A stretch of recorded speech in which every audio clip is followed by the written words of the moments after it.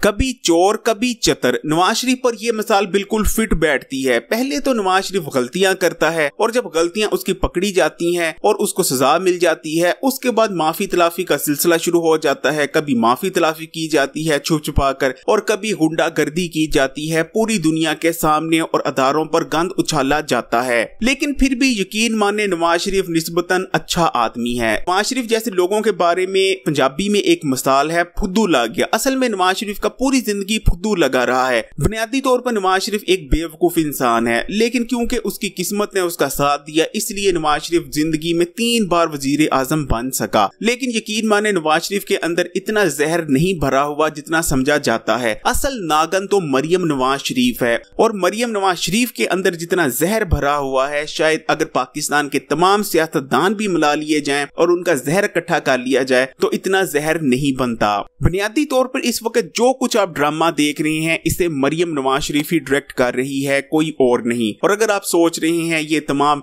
नवाज शरीफ के जहन की पैदावार है तो आप गलत सोच रहे हैं। शरीफ फैमिली के बारे में हालिया जो पंडोरा बॉक्स खुला है इसे डीजी ISPR बाबर इफ्तिखार साहब ने खोला है। डीजी ISPR ने मीडिया पर यह बताया है कि मोहम्मद जुबैर जो कि नून लीग के एक रुकन हैं, बल्कि आप कह सकते हैं कि लीडर हैं, इनकी काफी कुर्बत है शरीफ फैमिली के साथ। मोहम्मद जुबैर सिंध के गवर्नर भी रह चुके हैं। आप खुद ही अंदाजा लगा सकते हैं कि अगर सिंध के गवर्नर रहे हैं नून लीग की जानिब से तो ये काफी अच्छा ओहदा रखते हैं नून लीग में और काफी करीब समझे जाते हैं, खासकर मरियम नवाज शरीफ के। अब डीजी ISPR ने यह बताया है कि मोहम्मद जुबैर ने रिक्वेस्ट की थी कि वो मिलना चाहते हैं आर्मी चीफ से, जिसके बाद उनकी मुलाकात करवाई जाती है आर्मी चीफ से। जो पहली मुलाकात होती है वो अगस्त के आखिरी हफ्ते में होती है और जो दूसरी मुलाकात होती है वो 7 सितंबर को करवाई जाती है। डीजी ISPR इन दोनों मुलाकातों के बारे में मीडिया पर बताते हैं, जिसके बाद यकीन माने पूरी नून लीग की क़यादत इस वक्त मुंह छुपाती फिर रही है। असल में ये जो 2 मुलाकातें की गई थी, इन दोनों मुलाकातों में मोहम्मद जुबैर ने ये बात की थी, बल्कि ये अपनी फरियाद सामने रखी थी आर्मी चीफ साहब के सामने कि जितने भी नवाज शरीफ पर बने हुए केसेस हैं उनको सोल्ट आउट कर दिया जाए और नवाज शरीफ को एक बार फिर से मुल्क में आने की इजाजत दे दी जाए और जितने भी मामलात हैं नवाज शरीफ के साथ वो तमाम तय कर लिए जाएं। और नवाज शरीफ जो है वो सुधर चुका है और जो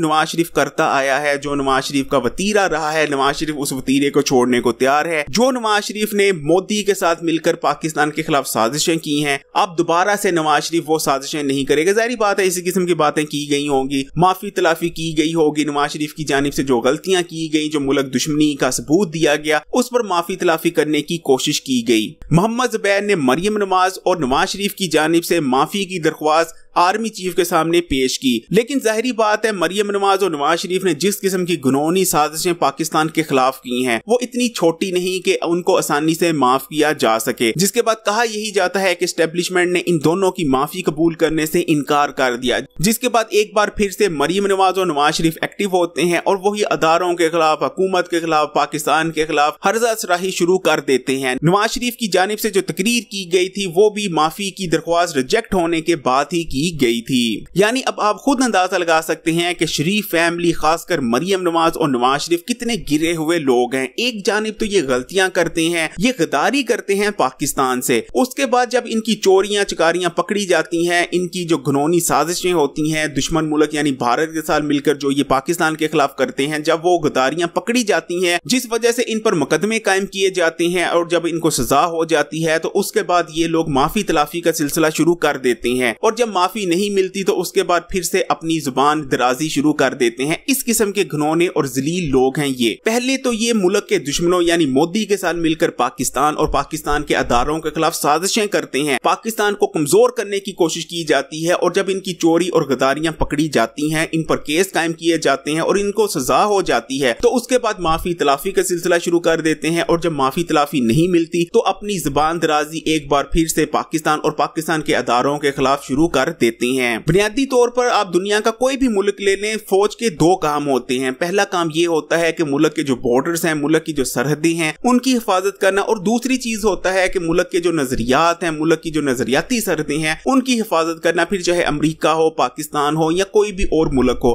तमाम ममालिक में यही चीज चाह रही है। इस वक्त नवाज शरीफ और मरियम नवाज बुनियादी तौर पर सिर्फ एक चीज चाहते हैं कि एस्टेब्लिशमेंट के साथ उनका एक माहिदा हो, जो एक एग्रीमेंट हो जाए और एग्रीमेंट के तहत मरियम नवाज को मुल्क से बाहर जाने की इजाजत दे दी जाए। उसके बाद नवाज शरीफ और मरियम नवाज आसानी से 5-6 साल गुजारेंगे और 5-6 साल बाद जब मामला थोड़े ठीक हो जाएंगे, केस थोड़े ठंडे पड़ जाएंगे, उसके बाद दोबारा पाकिस्तान का रुख करेंगे। लेकिन इस बार पाकिस्तान के इदारे वही पुरानी गलती दोहराने को तैयार नहीं। इन लोगों को बाहर जाने दिया जाता है। ये जितना भी पैसा इन्होंने पाकिस्तान से चोरी किया होता है उसको लीगलाइज करते हैं, बिजनेस वहां कायम करते हैं और पहले से कई गुना ज्यादा अमीर होकर दोबारा पाकिस्तान की सियासत में आ जाते हैं। और आप जानते ही हैं पाकिस्तान की सियासत में तो चलता ही पैसा है। लेकिन इस बार पाकिस्तान के अदारे इनको मौका नहीं देना चाहते कि ये 5-6 साल आराम से इंजॉय करें और उसके बाद फिर से पाकिस्तान को लूटने और पाकिस्तान के दुश्मनों को मदद फराहम करने, कमजोर करने पाकिस्तान को, ये लोग पाकिस्तान में आ जाएं। इस वीडियो को लाइक करें, शेयर करें और खबरी को सब्सक्राइब करके बेल आइकॉन को लाजमी क्लिक कर दें।